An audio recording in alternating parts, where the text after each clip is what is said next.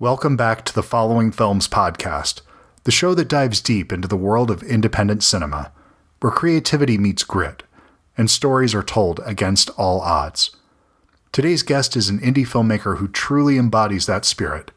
We're joined by the writer, director, and editor of Blind Blood, an award-winning crime thriller that's now streaming on Amazon Prime in the US and UK, and on Tubi in Australia.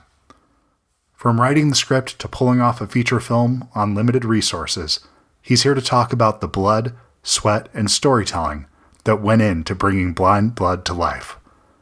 We'll explore the harsh truths, hard-earned lessons, and occasional victories of making and marketing an indie film in today's crowded landscape. Whether you're a fellow filmmaker, a fan of gritty thrillers, or just someone who loves behind-the-scenes stories, this episode has something for you. Enjoy the show.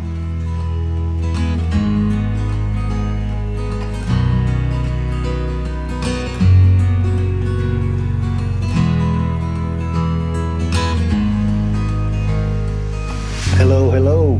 Hey, Michael, how are you today? I'm doing good. Chris, how are you? I'm good.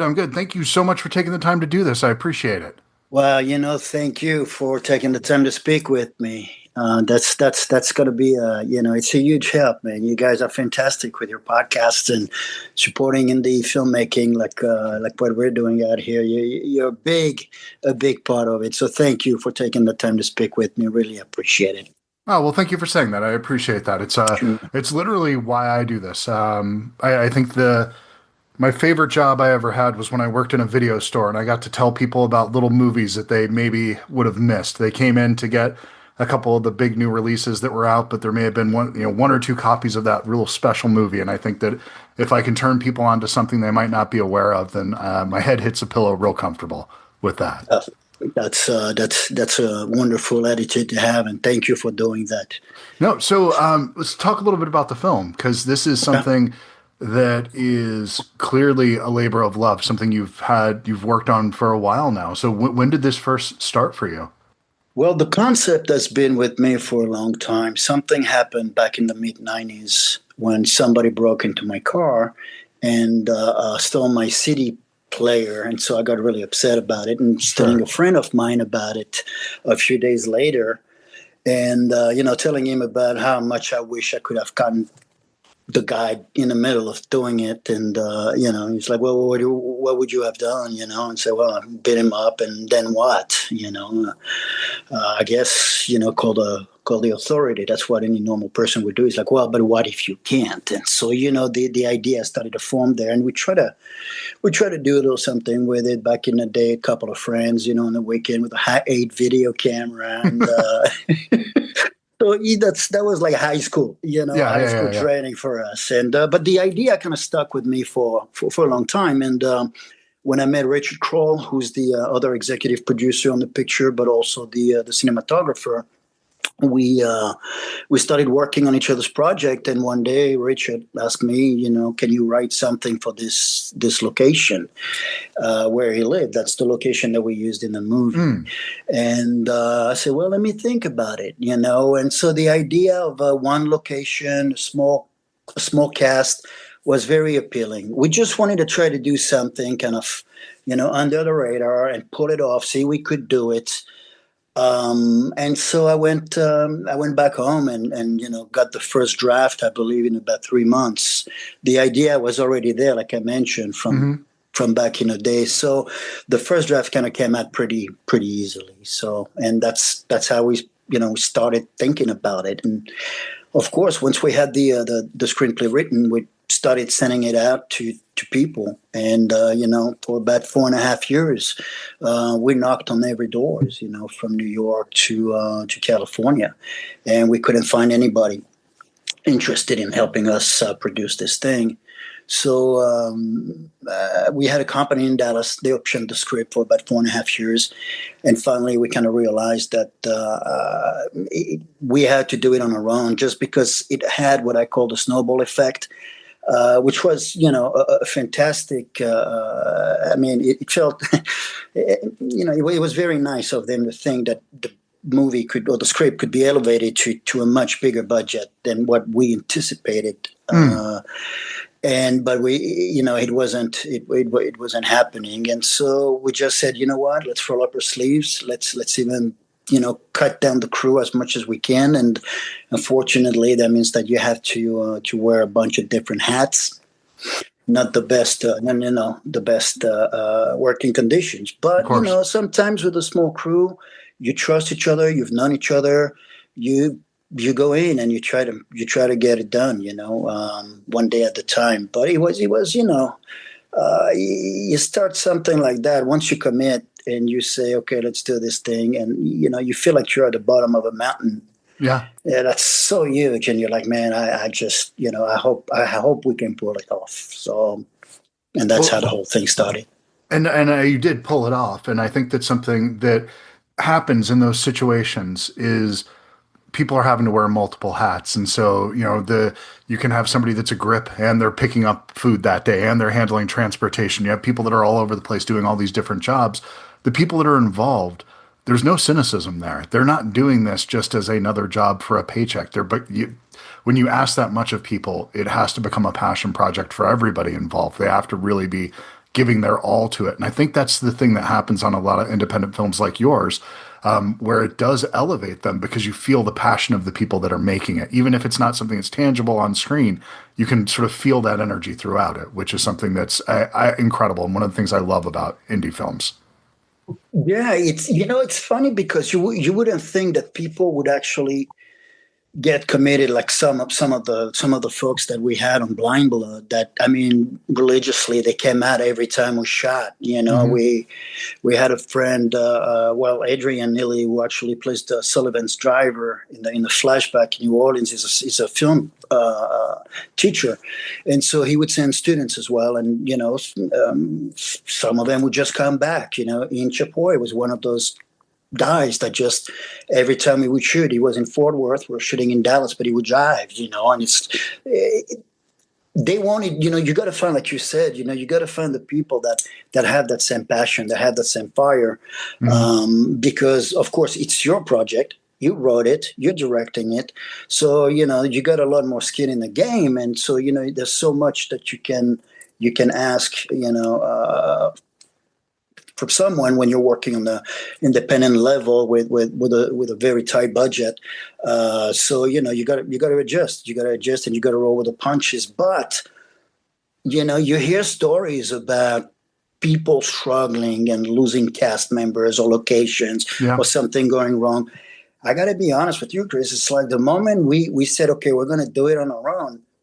We did. We went. We made our days. We were in a position where, like I mentioned, since we shot where Richard actually lived, which was perfect. At the end of the day, you pull down the gate and you just Yeah. have a slice of pizza and go home. And it was, knowing that we were right there, we had the location available. If there was something that we didn't like, which happened on a couple of occasions, we would look at the rushes and be like, I think we can do better either with the technicality of it or even with the performances. Sometimes Mm-hmm. and so said, okay, let's do it again next time. We got to nail it. So we had that liberty, which is rare, especially on independent film. Where you got to go, you got to get it done. You got 15, 20 days to get something in a can, and we had a little more room to adjust, which was very nice, in order to make sure that we could keep the quality that we wanted. Did you shoot all consecutive days or did you have phases of the shooting? No, we had phases. We Okay. had phases. Actually, what we did is the Louisiana portion that happens post Katrina. Mm-hmm. We shot that first. We decided, we were like, okay, let's give it a shot, because we didn't know if we were going to be able to pull it off. So we Yeah. said, let's take the most the most challenging scene in a way, because you got 5 characters in one room, so you got to establish them geographically so your audience is not confused about who is Yep. looking at who is talking to who. But there was also some weapons that were being used, and so kind of felt like if we can pull this one off, the rest of the movie should be okay. So we shot the Louisiana portion first, went away for about 3 months, edited it, and then kind of showed it around to a few people and say, hey, do you like this? Do you think we should move forward with this, or pull the plug and just go do something else? But it was very encouraging. So we said, okay, let's go. And after that, it was pretty smooth sailing, I would say. So very fortunate for that. And about how long was that period of time from beginning to end? With doing little pickups and reshoots, I would say about a year and a few months, Oh, maybe a wow. year and a half. Yeah, yeah. When we talked about the challenges, and I'm telling you, there wasn't really any. Uh, Keeping the weight, keeping the That's the facial look, hair. Yeah.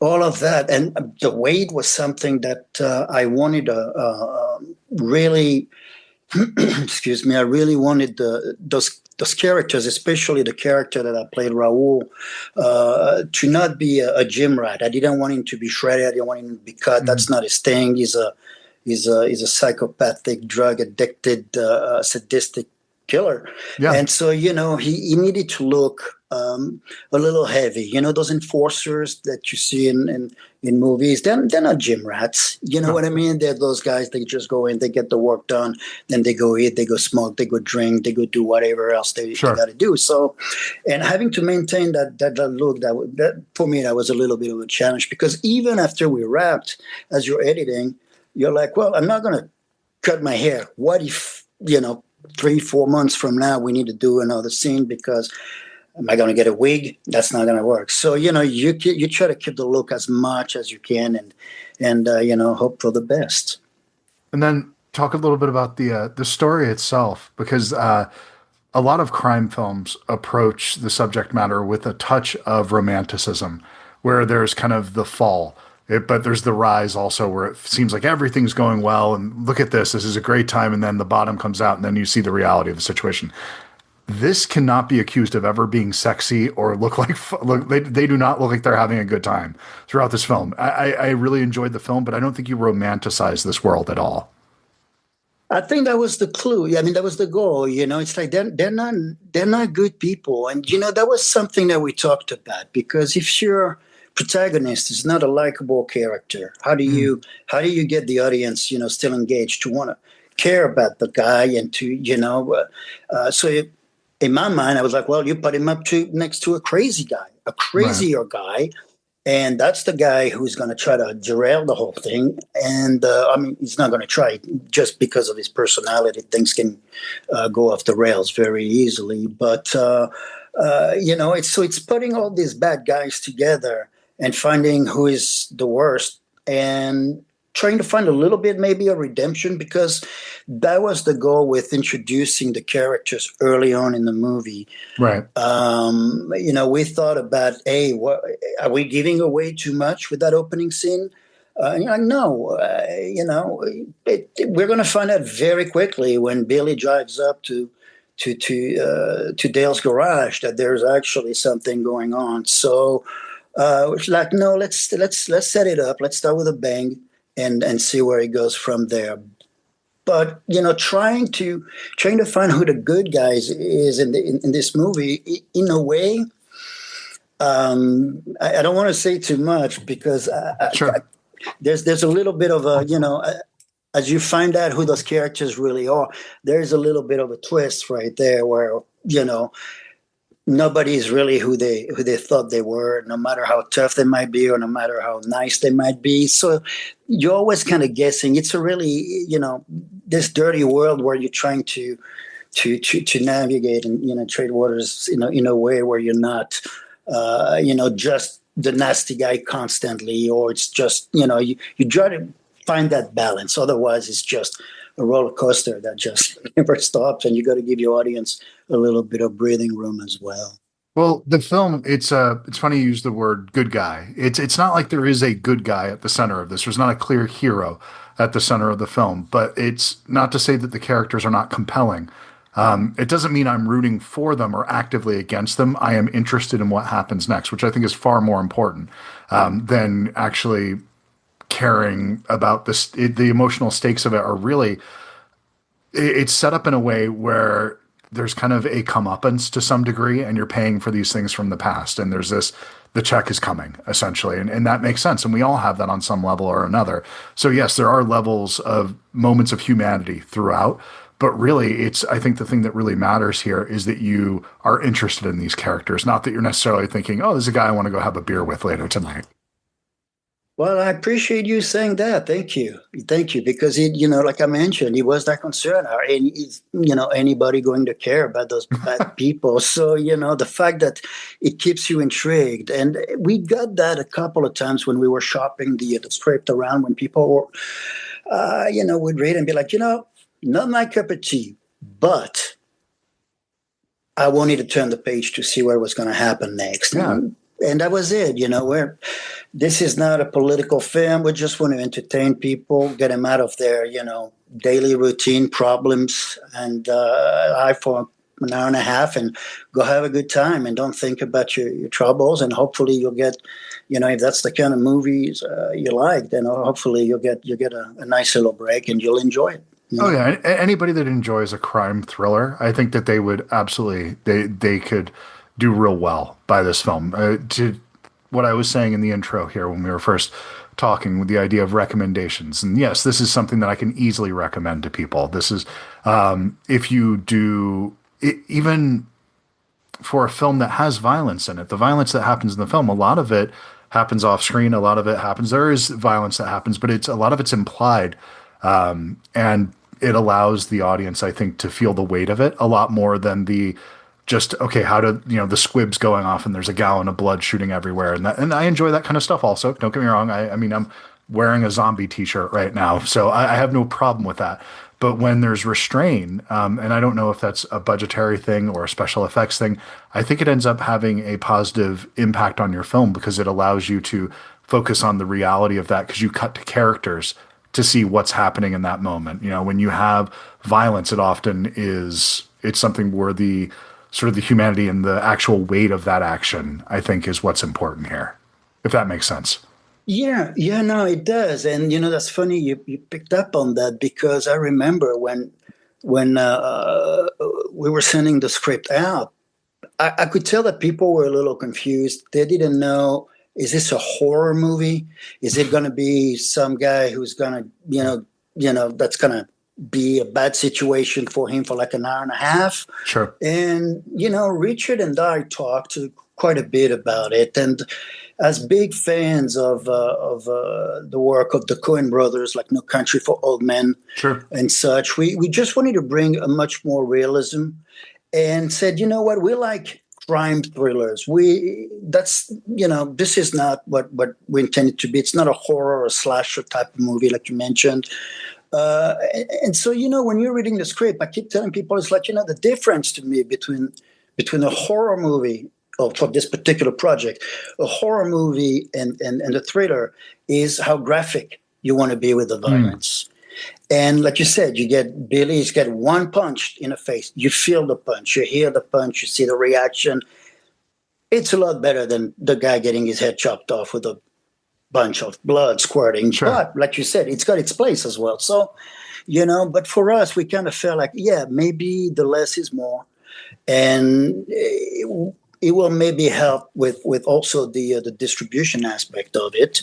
But also, we felt like we wanted to make the movie that we wanted to make.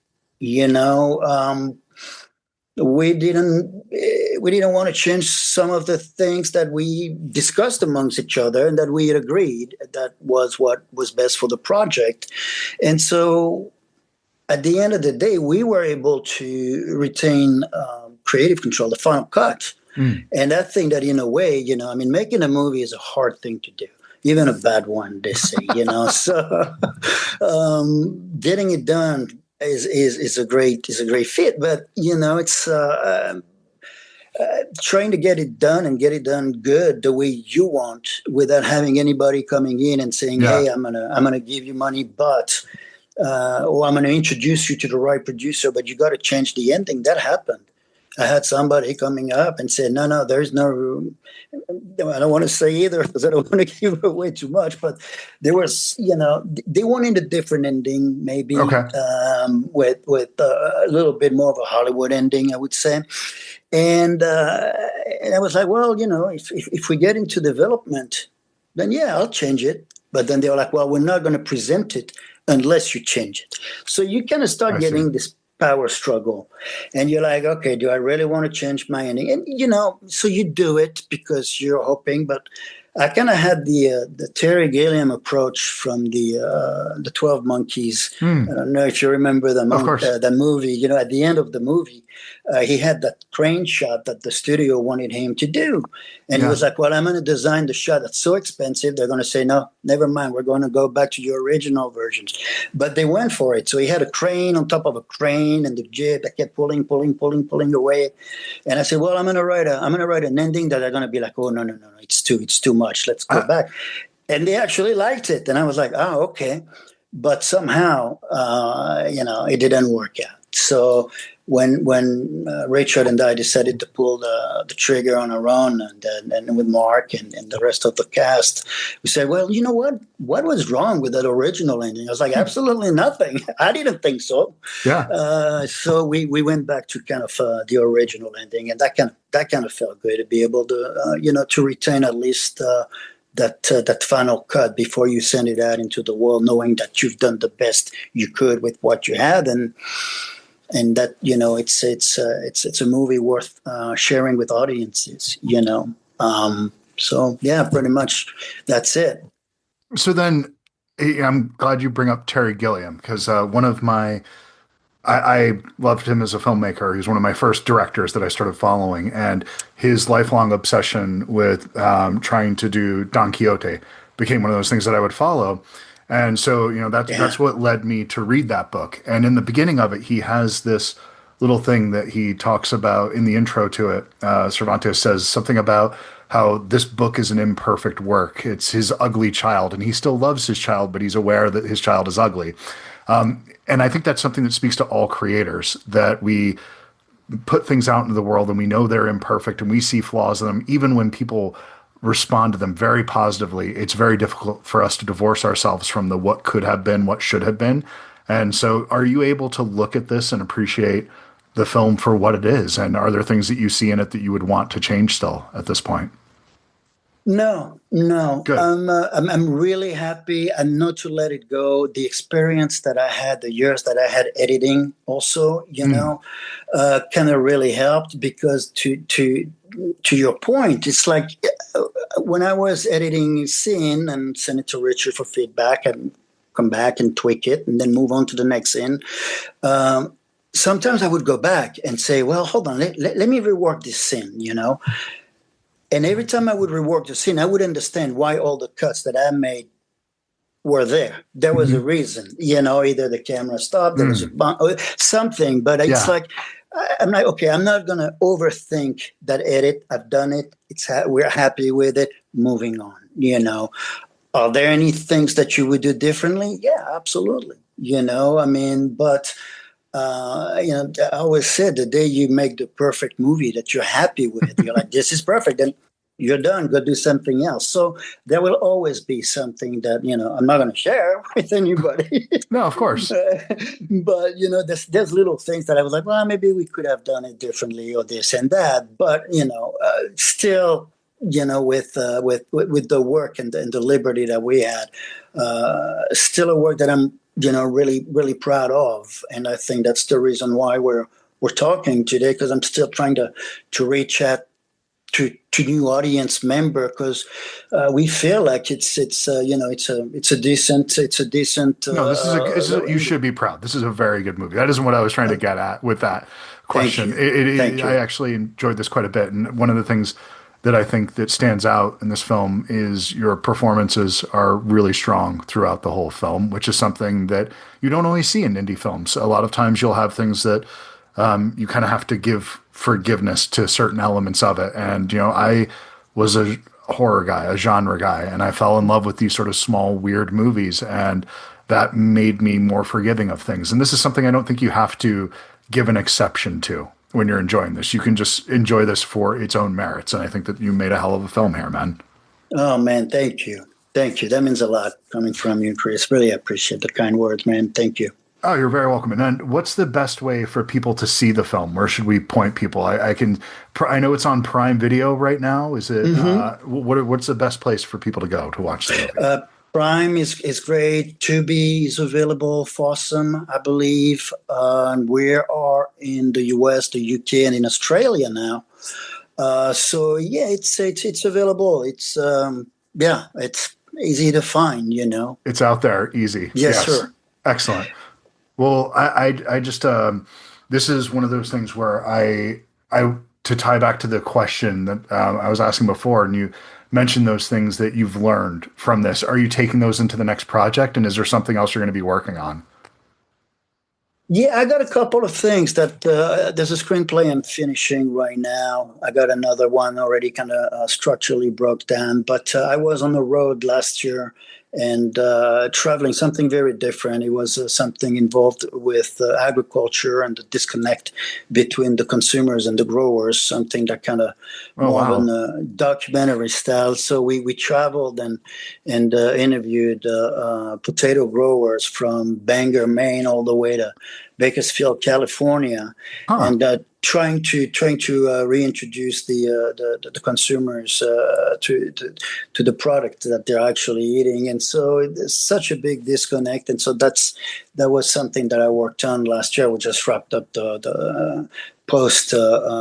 Not too long, a couple of weeks ago. So, as I'm moving on to different things, I kind of want to go back maybe towards much more of a narrative kind of a thing right now. But yeah, that's where it's at. That's fantastic, man. Well, I definitely have put your name saved, your IMDb page. So when I get updates there, I will be tracking your stuff and whatever else you have coming down the pike. I'd love to chat with you about it because I think you're doing interesting work, man. So congratulations, you got something Well, special here, man.